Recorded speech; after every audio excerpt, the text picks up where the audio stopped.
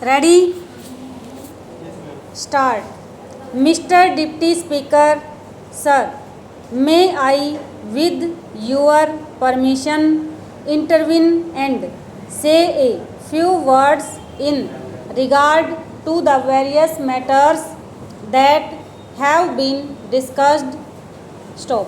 My colleague, the Finance Minister, who is in charge of this particular budget, will no doubt deal with the specific matters that have been raised in the course of this debate. Stop. I need hardly remind the House of the fact that, although this budget is the individual responsibility of the Finance Minister, it is also the responsibility of the entire government, and as Prime Minister, I am entirely responsible for it as well as any other member of the government. Stop.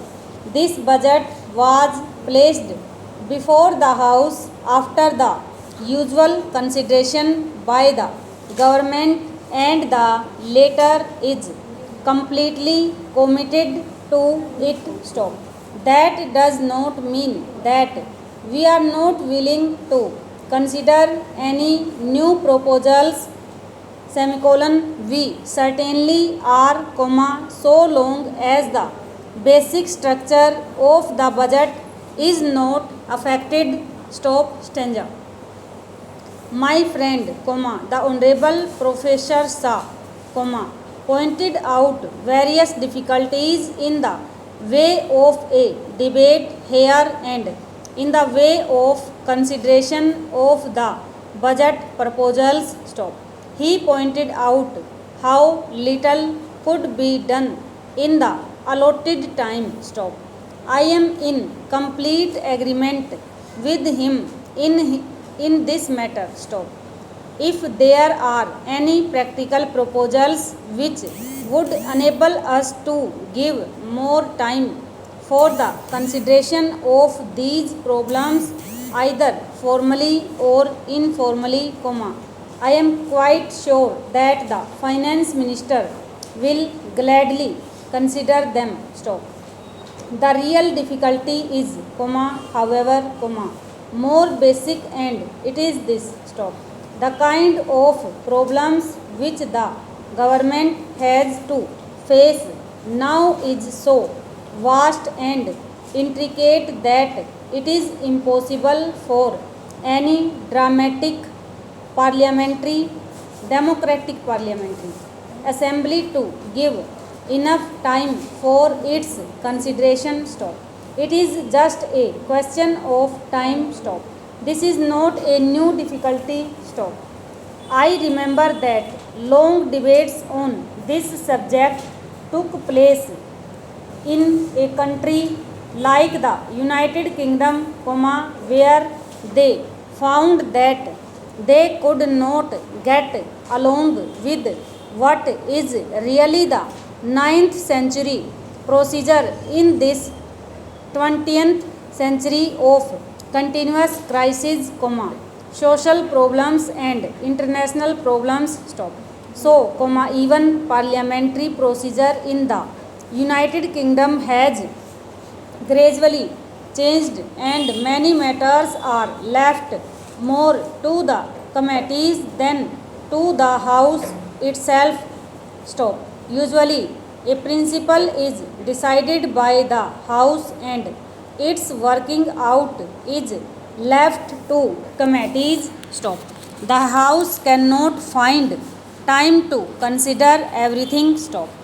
That is a difficulty inherent in the situation. Stop.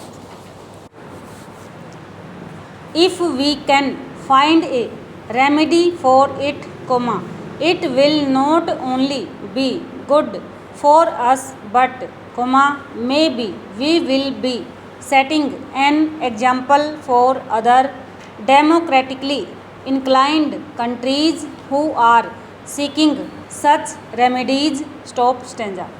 In spite of the fact that Parliament is in continuous session, it is not able to find time to consider in detail all the important matters that come up.